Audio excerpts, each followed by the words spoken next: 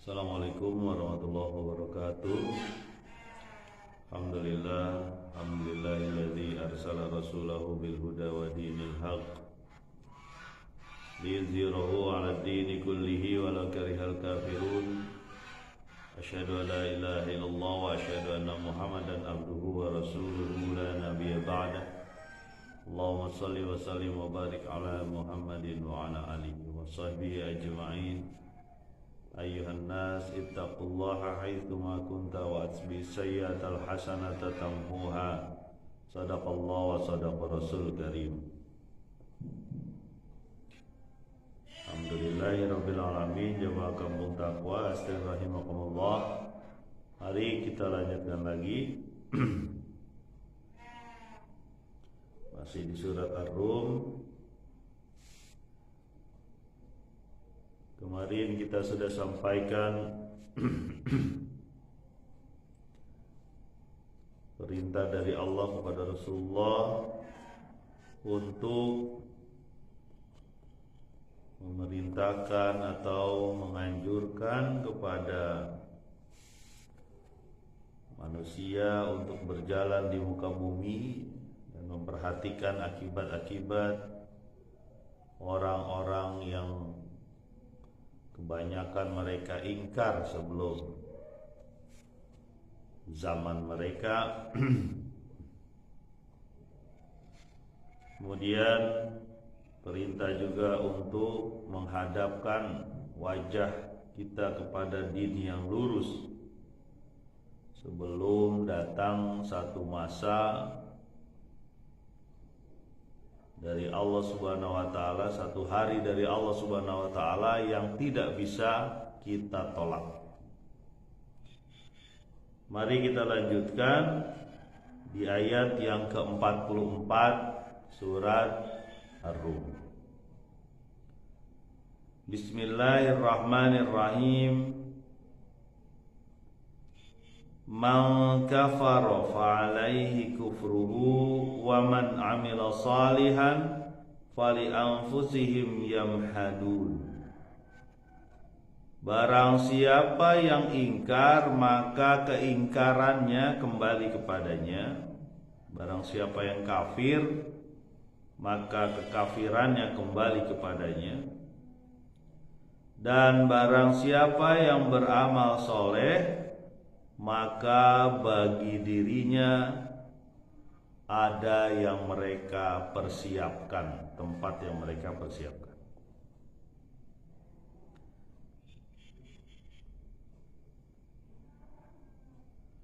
Nah, ini penegasan dari Allah Subhanahu wa taala bahwa keingkaran dan keimanan itu manusia yang memilih. Dia memilih ingkar atau dia memilih beriman, beramal soleh. Allah menyatakan kalau engkau ingkar, kalau anda kafir, itu urusan anda akibatnya. Akibat terjadi karena sebab. Sebabnya adalah anda tidak beriman. Kemarin kita sudah sampaikan, maka perhatikan orang-orang yang musyrik, orang-orang yang kafir itu, lihat kesudahan orang-orang ini. Ada yang rusak dari sisi akidahnya, keimanannya, ada yang rusak selain akidahnya, ekonominya, usahanya juga rusak. Ada juga yang rusak dari masalah hubungan memenuhi nafsunya. Ada juga rusak mengenai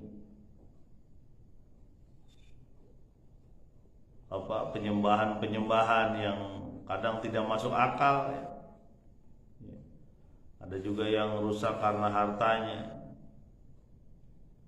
Jadi keingkaran kembali kepada diri kita sendiri. Ketidakmauan kita mentaati Allah akan kembali kepada diri kita sendiri.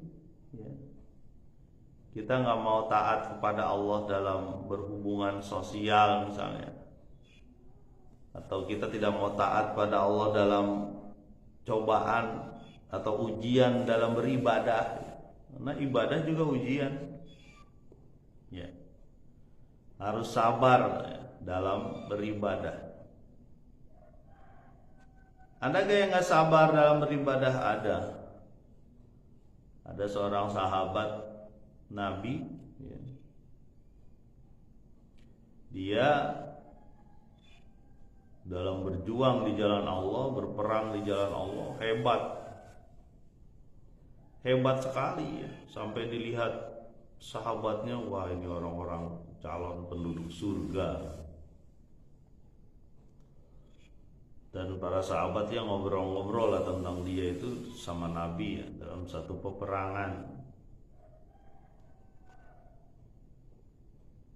Kemudian kata Nabi, orang ini masuk neraka. Kaget tuh teman-temannya Nabi itu. Masa sih? Orang ini luar biasa perjuangannya di jalan Allah. Kalau ada musuh ditebas, bahkan dia mau masuk merangsak ke barisan musuh dengan hebat. Sangat kelihatan dari perjuangannya bahwa dia memang benar-benar ingin mati syahid ya. Mati di jalan Allah. Tapi perkataan Rasul ini, perkataan Nabi Muhammad SAW ini membuat para sahabat terhenyak, kaget. Masa sih orang begitu hebat masuk neraka? Gimana kita gitulah kira-kira ya. Akhirnya ada seorang sahabat yang penasaran, kenapa sih Nabi bilang dia itu masuk neraka? Kemudian diselidiki atau dilihat dari jauh, gimana sih perjuangan dia itu, para sahabat. Sahabat yang tadi itu dikejar, dilihat, oh benar dia berjuang tuh luar biasa, kok masuk neraka nih orang begitu. Sahabat liatin dari jauh. Kemudian dalam satu pertarungan dia kena apa? Kena pedang. Ya.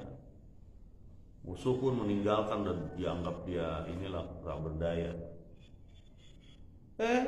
Yang dilakukan dia nih ternyata apa? Tidak sanggup menahan derita. Derita sakaratul maut ya itu. Apa yang dilakukan dia ini? Ditaruh pedang di tanah. Ya. Dia dari atas menjatuhkan diri di pedang yang sedang tertancap tanah. Bunuh diri dia. Jadi benar kata Nabi itu, masuk neraka lah. Ya. Tadi malam ini. Ya saya cerita sedikit ya, karena memang kita temui di depan mata kita sendiri. Ada orang yang bawa ke IGD. Itu habis nenggak racun serangga itu. Sampai sempat didengar sudah berapa kali gitu. Ditanya-tanya sama dokter ketika udah mulai sadar tuh, itu minum di mana gitu, kapan minumnya kayak gitu. Racun serangga mungkin mestinya dipakai membunuh hewan. Ini dia tenggak tuh. Ini kan mau usaha membunuh dirinya sendiri. Tidak sabar dengan ujian hidup. Hidup itu ya ujian lah, fitnah ya. Yang gak hidup aja diuji. Ya. Apalagi yang hidup. Ada kan, itu gara-gara apa? Gara-gara mungkin salah satunya itu sering lihat informasi gak bener lah. Ada film, ada sinetron, ada medsos. Jadi gampang aja menyelesaikan kehidupan ini. Padahal bunuh diri itu kan haram, neraka itu. Ya. Gak sabar. Itu kekufuran itu. Keingkaran. Kembali lagi di ayat 44 ini, man kafaro fa alaihi kufru. Kalau Anda kafir itu buat Anda.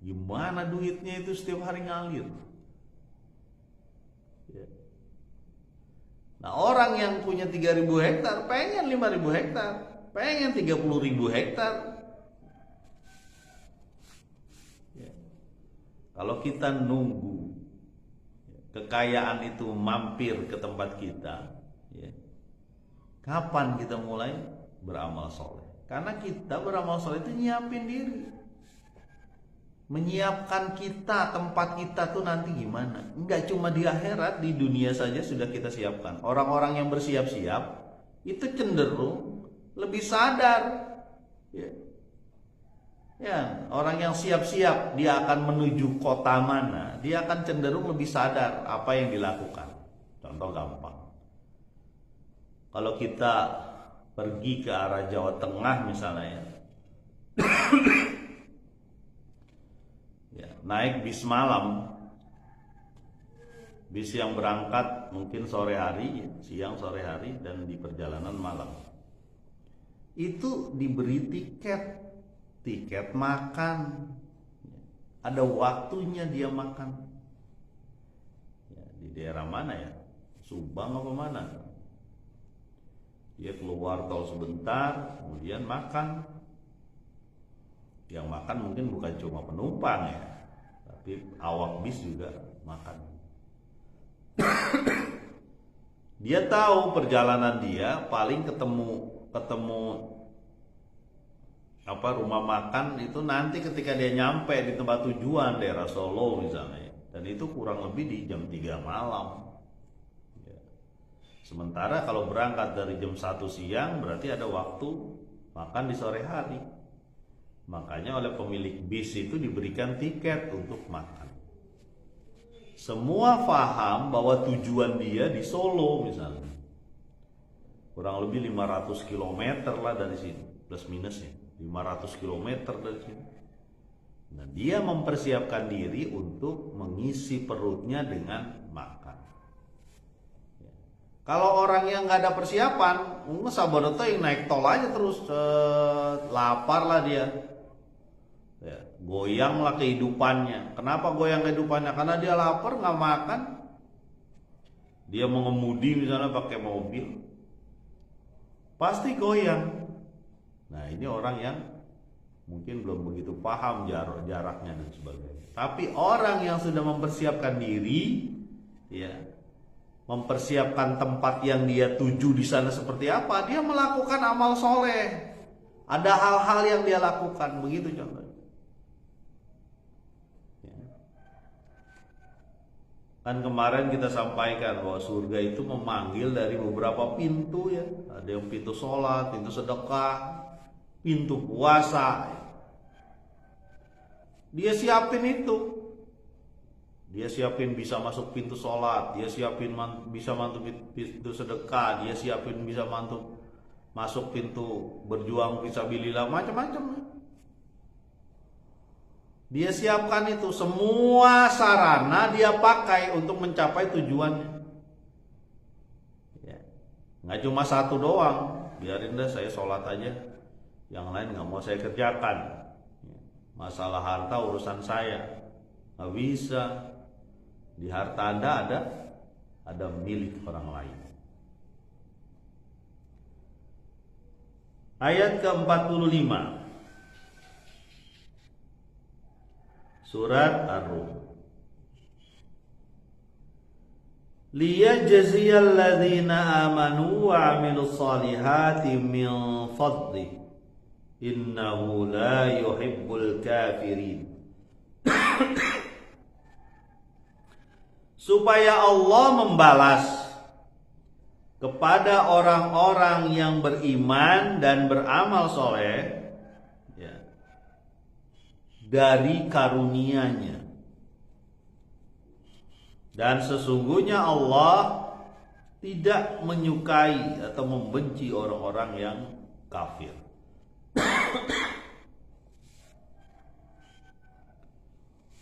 Jadi orang yang beramal soleh, menyiapkan tempatnya, ya, dialah orang-orang yang mendapat fadl.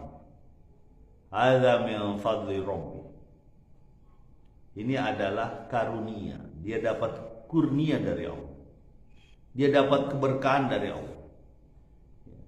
Karunia ini yang diberikan kepada orang-orang tertentu, itulah yang membuat dia masuk ke surga, mendapatkan kehidupan yang hasanat di dunia. Ya, di akhirat pun hasanat.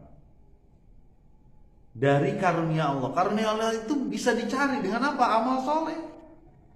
Kalau kita ngandelin amal kita, aduh kayaknya jauh banget dah. Ngandelin amal nih ya.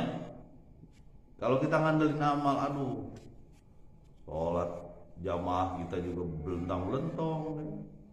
Apalagi yang sholatnya masih bolong-bolong. Ngandelin puasa, tahulah kita puasa lapar dan minum, tapi omongan kita masih begitu ya.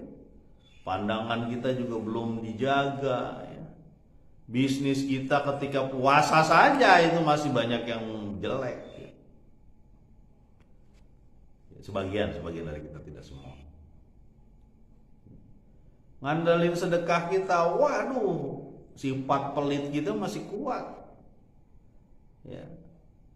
Gimana caranya supaya harta itu kita makan sendiri ya.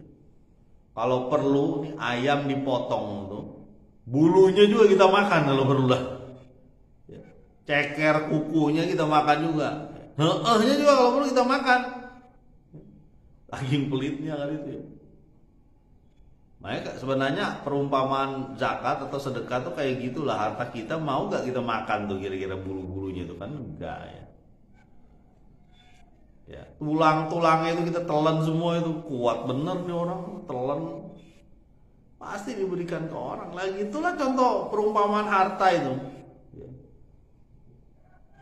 Siapa ya, almarhum Ustadz Ali Imron dulu, orang Bekasi, Wisma Asri, ngasih perumpamaan begitu. Kalau kita menyampaikan masalah zakat, kira-kira begitu aja gampangnya. Kalau Anda makan ayam, semua apa Anda makan, pasti ada kan milik orang lain. Itu milik siapa? Milik kucing. Milik siapa? Milik mikroorganisme yang dikubur ya. Misalnya daun apa namanya, bulu-bulunya dikubur. Bukan milik kita. Emang kita mau makan yang kayak gituan? Kan enggak. Jadi kalau bahasa gampangnya harta kita begitu, ada harta yang atau ada bentuk-bentuk yang nggak bisa kita manfaatkan.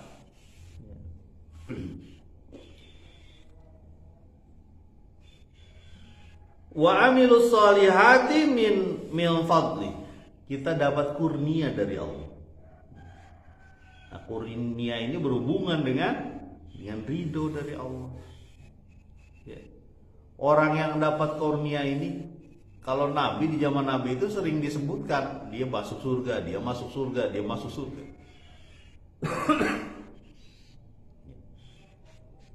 Hanya ketika Abu Bakar ya berada di satu majelis ya, majelis itu ditanya sama Nabi, siapa yang hari ini menjenguk orang sakit? Abu Bakar nunjuk, saya ya Rasul. Siapa yang orang hari ini ngurus orang meninggal ataupun takziah dan sebagainya ya gitu ya, mengiringi pemakaman, saya ya Rasul, kata Abu Bakar. Jadi menjenguk orang sakit dalam artian memberikan pengharapan, mungkin doa ya, kalau nggak ada uang ya doa lah paling enggak ya. Kemudian kalau ada dana ya kita bantu untuk ngurus dan sebagainya. Itu bagian dari sifat-sifat penghuni surga itu. Abu Bakar disebut itu surga. Orang yang mendapat karunia Allah. Makanya hidayah, petunjuk dari Allah yang sekarang kita dapatkan, kita semua dapat hidayah sekarang. Pak, saya kan belum dapat hidayah, Pak. Saya belum pakai pakaian menutup aurat, saya belum datang ke mushola seperti yang Bapak bilang itu. Saya berarti belum dapat hidayah. Anda sudah dapat hidayah, sudah muslim. Kita tuh sudah muslim tuh dapat hidayah. Ya. Tinggal kita merawat hidayah ini dengan amal soleh. Dengan cara amal soleh nanti Allah tambah lagi gitu. Kata Bimbo, aku jauh, engkau jauh. Aku dekat, engkau dekat. Kalau kita berjalan menuju Allah, Allah berlari kecil menuju kita. Cepat gitu. Dan hidayah itu namanya. Hidayah yang dirawat. Ini masalahnya hidayah kita sudah alhamdulillah ya, kalau di sini semuanya muslim ya di sini. Kita diberi, setelah diberi kehidupan oleh Allah lewat ibu kita dan ayah kita ya, dari ayah dan ibu biologis kita. Kemudian kita pun ditunjuki menjalankan agama ini, yaitu Islam. Tak terbalas itu. Ya. Makanya kalau ada orang anak nih, apalagi di sinilah ya, seorang anak yang ngomong ketus gitu sama orang tuanya, wah luar biasa ya. Ngomong ketus aja ketus. Ketus itu apa ya? Kayak nyebelin gitu. Dia udah dilahirkan sama orang tuanya, diberi agama juga agamanya Islam, udah dua-duanya itu luar biasa, darah dan agama. Lalu dia tidak bersyukur, rugi ini ya, rugi banget. Innahu la yuhibbul kafirin, sesungguhnya Allah tidak mencintai orang-orang yang ingkar, orang-orang yang kafir. Kembali lagi ya ke sebelumnya. Banyak caranya orang mengingkari kenikmatan dari Allah, karunia dari Allah itu banyak caranya. Ya, sama saja dengan amal soleh. Kalau orang muslim, orang mukmin, itu amal soleh juga banyak caranya. Ya, banyak caranya amal soleh itu. Contohnya, kita mau beramal mencari usaha yang halal misalnya. Kadangkala di jalan raya Dramaga itu ada orang yang membawa timbangan. Nah, pernah saya cerita kayak ini. Timbangan badan. Ya. Itu juga sejak saya kecil ada tuh profesi itu. Mengukur orang, berat badan orang dengan timbangan dia. Kadang-kadang kan orang mungkin dari dulu juga penasaran dengan berat badan dia ya. Jangan-jangan udah kegemukan nih saya. Kalau udah kegemukan, badannya besar, gemuk gitu, nanti suami saya nggak suka lagi sama saya. Nah gitu, ini kira-kira ini. Dan tidak semua orang punya timbangan kan. Saya pernah nemuin di dekat Polsek Darmaga ini. Orang jalan nenteng timbang, jalan kaki dia. Kita berhenti. Pak, mau nimbang Pak? Oh iya silakan. Nah, gitu. Ditimbang berapa lah gitulah. Pak berapa Pak? Terserah Bapak lah kita kasih. Okay. Saya masih ingat dulu waktu kecil itu ditulis tuh di kertas film. Berapa misalnya 25 kilo atau 40 kilo misalnya 40 atau mungkin 60 kilo tulis. Ini berat badan Bapak segitu. Ya, itu kan jasa ya sebenarnya. Tapi dia halal itu jasa itu. Ya. Dia tidak mencuri. Ya, dia tidak menipu dalam berdagang. Ya, kalau menipu nggak bisa, dia udah ada ukurannya di situ. Tapi ada nggak orang pedagang yang penipu? Ada. Ya. Pedagang yang mencampur kurma basah dengan kurma kering ataupun kurma yang matang dengan kurma yang mentah. Ada yang begitu. Ya. Bilang dah ini kurma top. Ya. Kan pernah saya ceritain tuh, duku juga dicampur dulu ya, duku ya. Ini bukan nyindir orang-orang Palembang ngomong gitu galau ini. Mudah-mudahan nggak ada lagi kayak gitu. Ya. Tapi orang yang mendapat karunia itu mendapatkan jalan atau diberi jalan oleh Allah, itu jalan yang halal, apapun yang dia lakukan. Gitu. Jalan yang halal.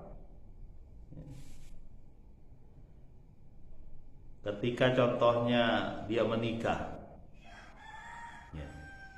dia menikah kemudian berusaha untuk mandiri.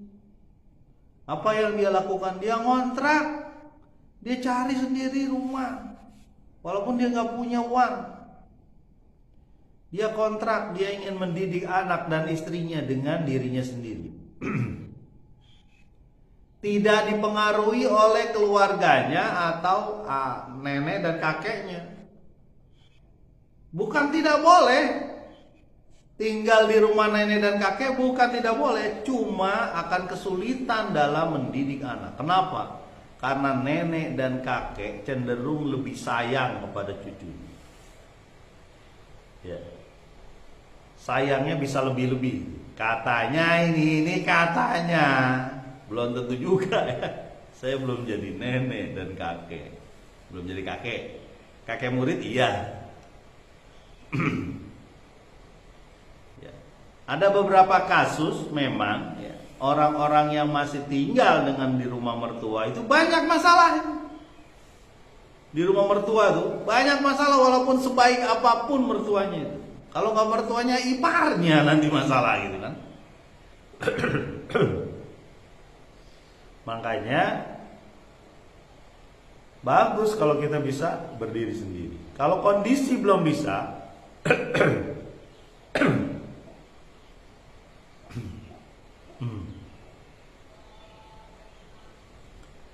ya kita bersabar ya. Mudah-mudahan bisa berdiri sendiri.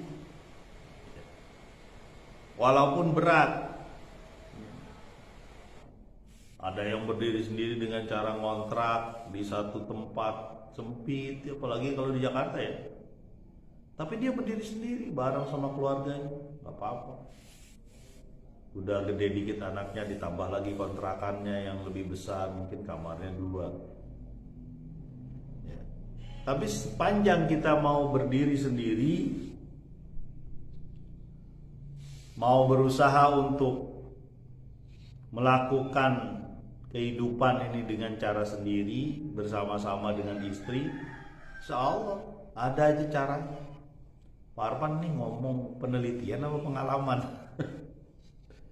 Bisa diartiin lah kayak gimana gitu ya. Dan itu kita tetap dapat karunia dari Allah gitu. Ya. Karunia dari Allah. Karena tidak semua orang mendapatkan fasilitas yang sama kan. Kehidupan ada yang keluar dari perut ibunya ternyata harus membayar rumah sakit yang mahal, kan bisa aja. Ya. Ada yang begitu, ada. Sampai harus banting tulang untuk menebus biaya rumah sakitnya. Jadi jangan semua disamakan kehidupannya. Ada yang kesulitan mencari bidan, harus naik perahu ke ujung-ujung gitu. Daerah Kalimantan atau dari mana, Papua, Sulawesi, Sumatera. Karena bidannya ada di ujung sana dan dia harus naik kelotok. Malam-malam mengantarkan istrinya misalnya kan ke bidan. Ada yang berjuang begitu. Tapi sepanjang itu dalam caranya Allah Subhanahu wa taala, itulah ujian. Ujian sekaligus kenikmatan itu. Ya. Itu saya pernah nanya tuh, kenapa sih? Bukan pernah nanya, pernah ngelihat di televisi dulu. Saya lagi di rumah sakit atau di mana gitu, ada televisi. Perjuangan seorang guru yang harus ke satu pulau, dan pulau itu kapalnya itu tidak bisa bersandar karena mungkin belum layak dermaganya ya. Kapalnya nggak bisa bersandar, kapal sampannya itu nggak bisa bersandar. Apa yang dilakukan Pak Guru itu? Dia berang. Mungkin sekitar berapa, 50 atau 100 meter dia berenang. Itu sebenarnya karunia tuh bagi guru itu. Itu perjuangan. Karunia dari Allah.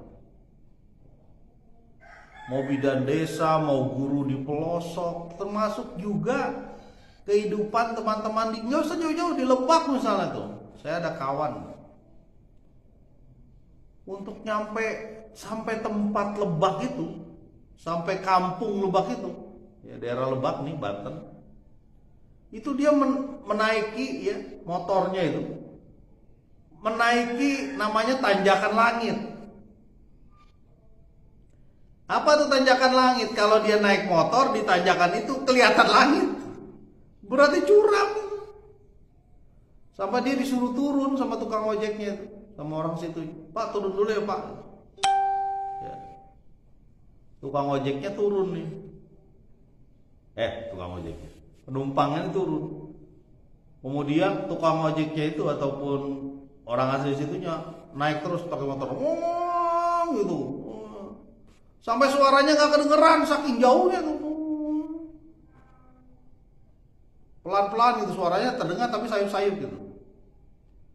Kemudian ini cerita dari kawan saya. Sudah beberapa lama dipanggil dari jauh, "Papa sini," itu dari jauh dia, ternyata udah deket, udah jauh itu motor itu. Ya di bukit gitu. Lalu dia jalan kaki kan, setelah orang udah jalan kaki, wah udah kayak kemana. Itu di Lebak sini, Lebak, Jasingan sana. Bisa kebayang tuh kehidupan dengan cara begitu. Sekolah juga nggak ada kali itu, ada juga mungkin. Ya. Bagaimana sembako bisa jalan ke situ kan? Sama tuh kalau di Palestina itu, bagaimana dia bisa menghidupi kehidupannya di Gaza itu. Dia buat terowongan itu kan. Terowongan sampai ke Mesir biasanya itu. Karena di blokade itu, penjara terbesar tuh Gaza tuh. Ya, nggak sembarangan orang masuk ke Gaza itu. Cegat sama Israel. Ya.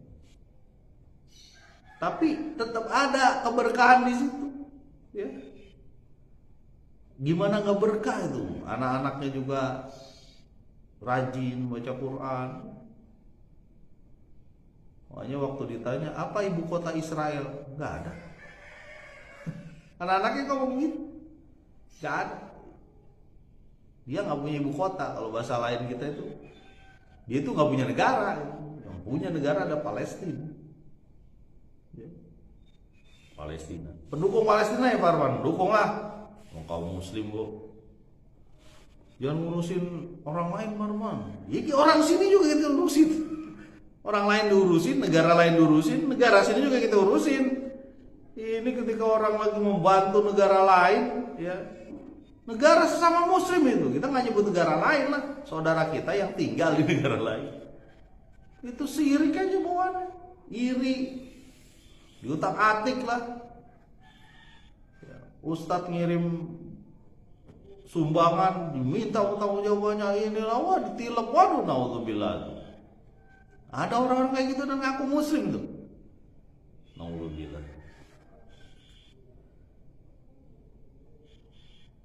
Innahu la yuhibbul kafirin, sesungguhnya dia Allah tidak mencintai, tidak menyukai alias membenci orang-orang kafir. Jadi kalau kita kafir buat kita sendiri nanti, kita beriman buat kita sendiri. Pilihan cuma dua, fujuroha wa taqwa, diberikan dua.